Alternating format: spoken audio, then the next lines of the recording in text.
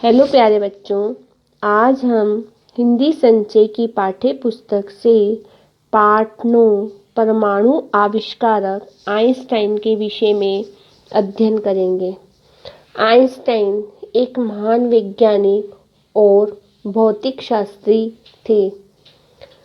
Albert Einstein बहुत महान बुद्धिमान वैज्ञानिक थे। आइंस्टाइन का जन्म 14 मार्च सन 1879 को जर्मनी में हुआ था। आइंस्टाइन का हमेशा से ही यही मानना था कि हम चाहे कोई छोटा काम ही क्यों न कर रहे हों, हमें उस काम को पूरी सच्चाई से करना चाहिए, तभी हम एक बुद्धिमान व्यक्ति बन सकते हैं। आइए बच्चों, अब इस पाठ के माध्यम से हम आइंस्टाइन के विषय में और समझते हैं। परमाणु शक्ति का आविष्कार करने वाले महान वैज्ञानिक अल्बर्ट आइंस्टाइन का जन्म जर्मनी में हुआ था।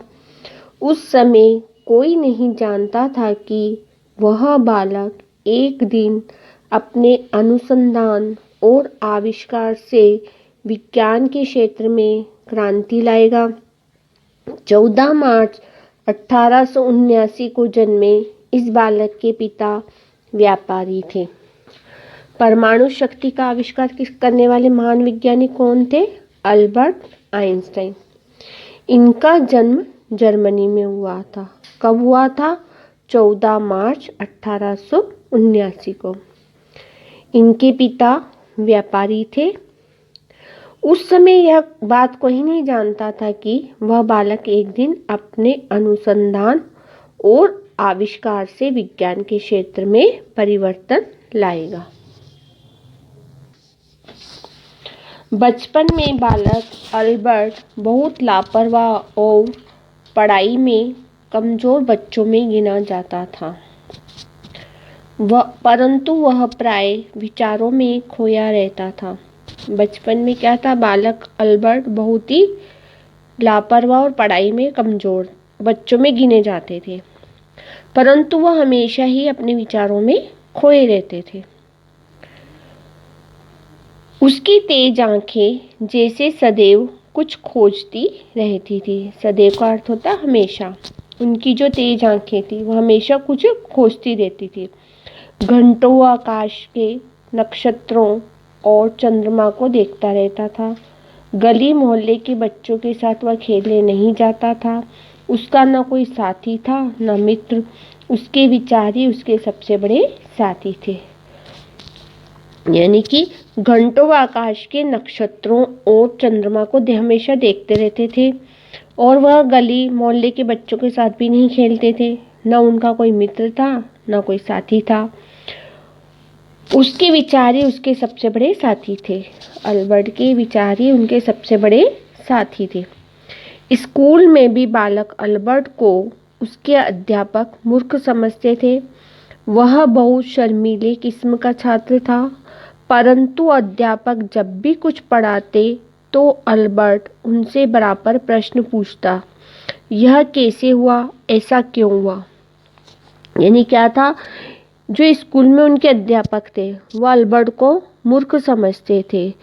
वह बहुत ही शर्मीले किस्म के छात्र थे, परंतु उनमें एक बात थी, जब अध्यापक कुछ पढ़ाते थे तो वह हमेशा उनसे प्रश्न पूछते थे कि यह कैसे हुआ, क्यों हुआ। एक दिन अल्बर्ट के पिता ने उसे एक दिक्सूचक यंत्र लाकर दिया। दिक्सूचक यंत्र वो होता है जो दिशा बताने वाला यंत्र होता है, जिसकी सुई उत्तर दिशा में रहती है। दिक्सूचक यंत्र की सुई हर समय उत्तर की ओर ही रहती थी। इसे देखकर गुमसुम रहने वाला बालक अल्बर्ट चकित रह गया। वह विचारों में खोया कई दिन तक इस रहस्य को समझने में लगा रहा। क्या था फिर? कि एक दिन उनके पिता ने दिक्सूचक यंत्र लाकर दिया, यानी कि दिशा बताने वाला यंत्र उन्हें लाकर दिया। जो दिक्सूचक यंत्र की सुई थी वह हमेशा उत्तर की ओर ही रहती थी। जो गुमसुम रहने वाले अल्बर्ट थे यह सब देखकर हैरान रह गए। वह विचारों में खोए कई दिन तक इस रहस्य को समझने लगे, यानी कि कई दिन तक वह इस रहस्य को समझने में लगे रहे।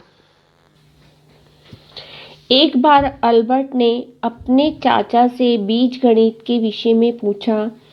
उसके चाचा ने बताया, बीजगणित आलसी लोगों का विषय है। परंतु अल्बर्ट बीजगणित समझने के लिए एक पुस्तक खरीद लाया। कुछ ही समय में उसने इस पुस्तक के सारे प्रश्न हल कर लिए।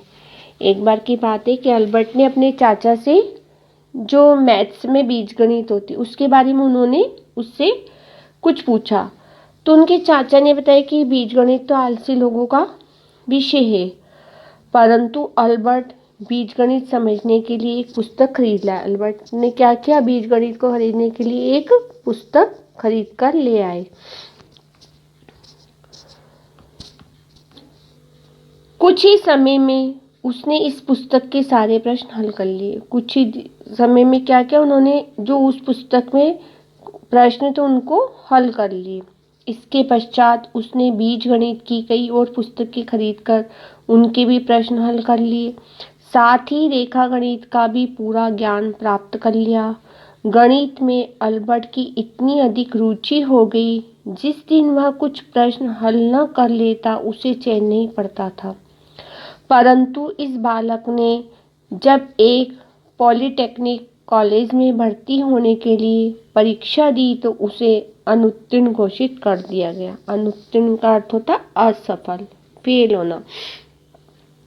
क्या था कि जो अल्बर्ट थे उन्हें गणित पढ़ने का बहुत शौक था। उनकी रुचि बीजगणित में थी और उन्होंने जितनी भी पुस्तकें खरीदी थी सबके उन्होंने प्रश्न को हल कर लिया था और उन्हें रेखा गणित का भी पूरा ज्ञान प्राप्त कर लिया था। तो जब तक वह गणित के प्रश्न को हल ना कर लेते थे तो उन्हें चैन नहीं मिलता था। परंतु फिर क्या था, इस बालक ने जब एक पॉलिटेक्निक कॉलेज में एडमिशन लिया, भर्ती हुए, तो उसमें वह अनुत्तीर्ण हो गए, यानी कि असफल रहे।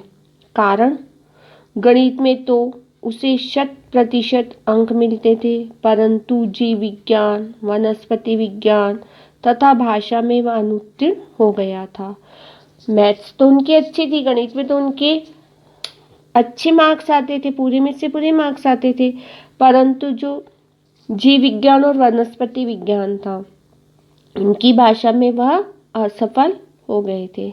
बड़ी कठिनाई से उन्हें एक कॉन्टिनेंटल स्कूल में प्रवेश मिल सका। परंतु गणित के साथ अल्बर्ट आइंस्टाइन ने भौतिक शास्त्र का भी अध्ययन किया। ये क्या थी कि बड़ी मुश्किल से उन्हें एक कॉन्टिनेंटल स्कूल में एडमिशन मिला, परंतु उनकी गणित के साथ अल्बर्ट आइंस्टाइन ने भौतिक शास्त्र का भी अध्ययन किया और स्नातक परीक्षा उच्च श्रेणी से पास की। स्नातक परीक्षा पास करने के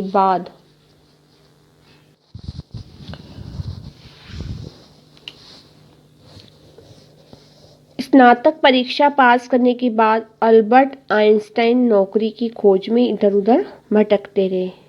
क्या था, उन्होंने स्नातक परीक्षा थी वो उन्होंने उच्च श्रेणी में पास की थी, यानी कि अच्छे अंकों में उन्होंने पास की थी। उसके बाद उन्होंने क्या किया, नौकरी की खोज में इधर उधर भटकने लगे, घूमने लगे, यानी कि नौकरी ढूंढने लगे।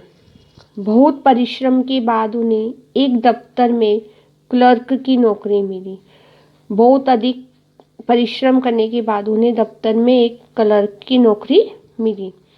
इससे उन्हें निश्चित मासिक आय होने लगी। तब उन्होंने सन 1901 में शादी कर ली।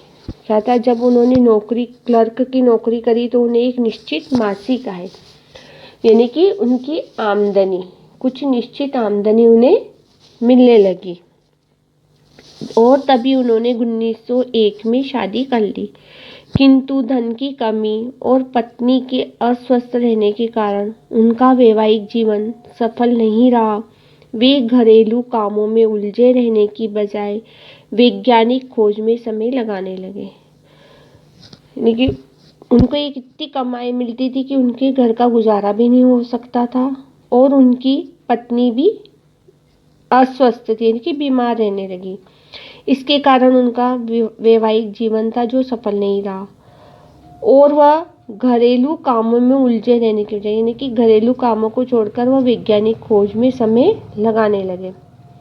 कुछ समय पश्चात आइंस्टाइन ने अपने अनुसंधान कार्यों से विज्ञान के क्षेत्र में क्रांति उत्पन्न कर दी।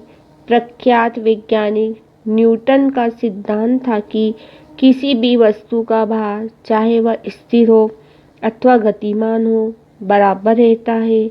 परंतु आइंस्टाइन ने अपने सिद्धांत से सिद्ध किया कि जैसे जैसे किसी वस्तु का वेग बढ़ता जाएगा उसका भार भी बढ़ता जाएगा। कुछ समय पश्चात क्या हुआ कि आइंस्टाइन ने अपने अनुसंधान कार्यों से विज्ञान के क्षेत्र में क्रांति उत्पन्न कर दी।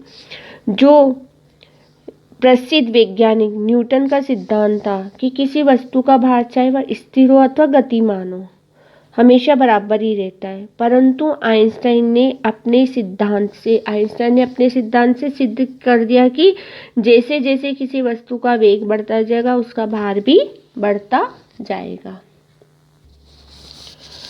आइंस्टाइन ने अपनी खोजों से सिद्ध किया कि प्रकाश की गति 5 लाख किमी प्रति सेकंड होती है।